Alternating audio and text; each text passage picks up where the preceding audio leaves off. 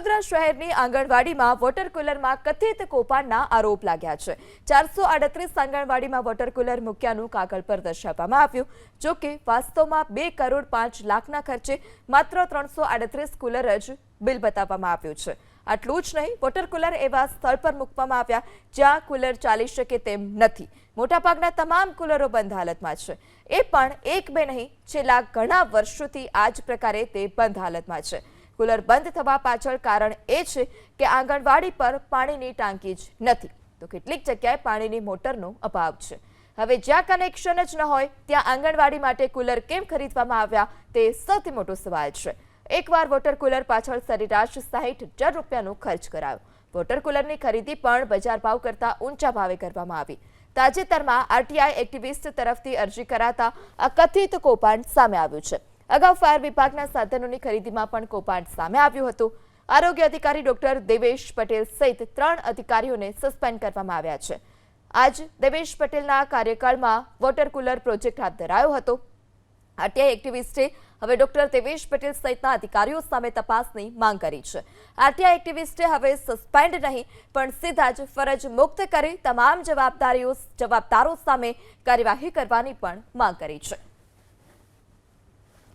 વડોદરાની આંગણવાડીઓમાં water cooler મૂકવાનો project આવ્યો।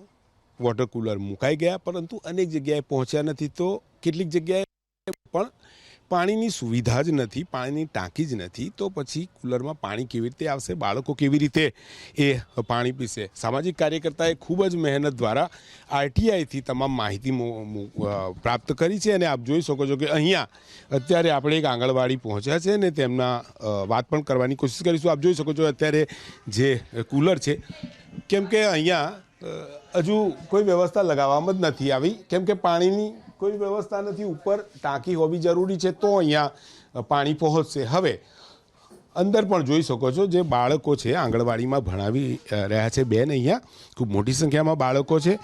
અને આ બાળકો જ્યારે અહીંયા આવે છે તેમની પાણીની વ્યવસ્થા માટે પછી ઘરેથી જ લાવવું પડે એ પ્રકારની સ્થિતિ હોય છે। જોઈ શકો છો બાળકો ભણી રહ્યા છે। અહીંયા પાણીની બેગ પણ જોવા મળી રહી છે। બેન કામગીરી કરી રહ્યા છે। કેટલા વખતથી આંગણવાડી ચાલે છે અહીંયા? લગભગ તો 2-3 વર્ષથી ચાલે। 2-3 વર્ષથી આ કુલરો આપે તો ચાલુ છે બેન? ના, પાણી નથી ને એટલે બંધ છે। એટલે ઉપર ટાંકી નથી? ના, ટાંકી નથી। કેટલા વખતથી લગાયા છે? એ ખ્યાલ નહીં, હું નવી આવી હતી એટલે। ક્યારથી આવ્યા તમે? આમાં મારે 2 વર્ષ થયા। 2 વર્ષ? તો 2 વર્ષથી લગાયા છે? કેટલા વખતથી? નહીં લગાય, કઈ વખત નહીં। મૂક્યું છે? હા, મૂક્યું છે, પણ પાણીની ટાંકીઓ નથી ને એના લીધે કે લગાવાય એવું કહ્યું છે। ઓકે, એટલે 2 વર્ષથી મૂક્યા છે પણ ચાલુ નથી? ના, ચાલુ નથી। આ કઈ જગ્યા છે આંગણવાડી? જલારામનગર, કારેલી બાગ 3। તમારું નામ શું છે?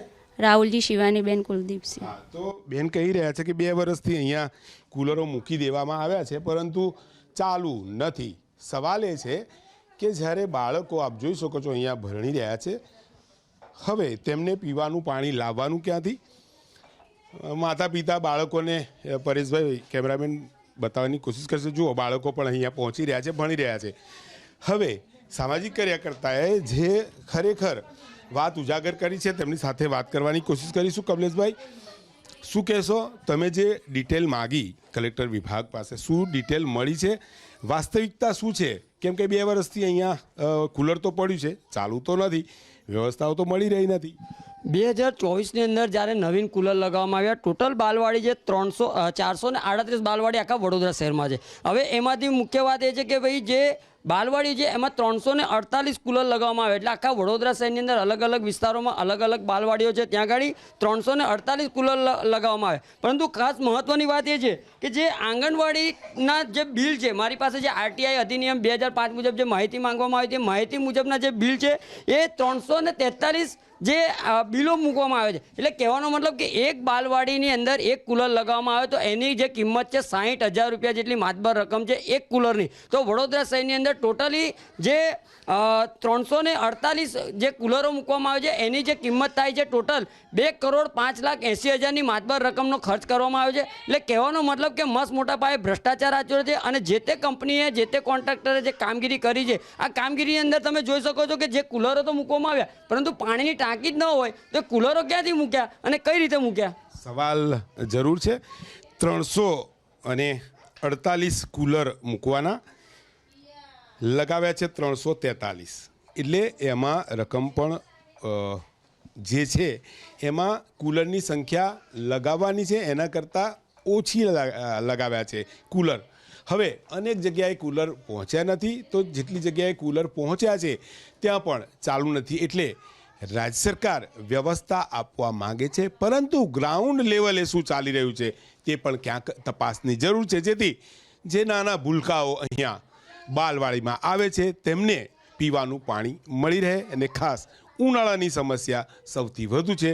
બાળકોના ઘરેથી સતત માતાઓ પાણી લઈને આવતી હોય છે, ત્યારે રાજ્ય સરકાર મામલે ગંભીર બની વડોદરાની અંદર બાલવાડીની અંદર જે કુલર મૂકવાના કરોડો રૂપિયા ખર્ચાયા, તો તેનું વ્યવસ્થિત આયોજન નથી થયું. તો તેના માટે જિમ્મેદાર કોણ? કેમેરામેન પરેશ ધોળકા સાથે લોરેન્સ પરમાર, એબીપી અસ્મિતા, વડોદરા.